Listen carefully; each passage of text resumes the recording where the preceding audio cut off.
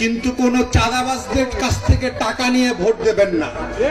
চাঁদাবাজদের কাছে যদি টাকা নিয়ে ভোট দেন, ও আপনার আগামী 5 বছরের গমের টাকা খাবে, টিনের টাকা খাবে, বিধবা ভাতা টাকা খাবে, ছাত্র ছাত্রীদের বৃত্তির টাকা খাবে।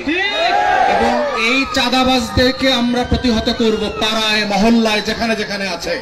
বাংলাদেশে হাসিনার পরে নব্য কোন চাঁদাবাজদেরকে আর এখানে রাজনীতি করতে দেয়া হবে না। এই বাংলাদেশ বদলে গেছে।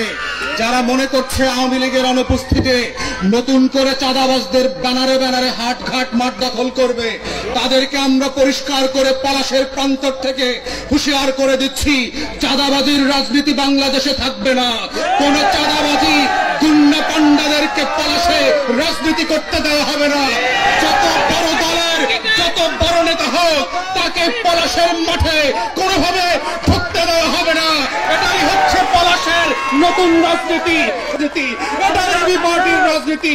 সেই রাজনীতিতে আপনাদেরকে অংশগ্রহণ করবার আহ্বান জানিয়ে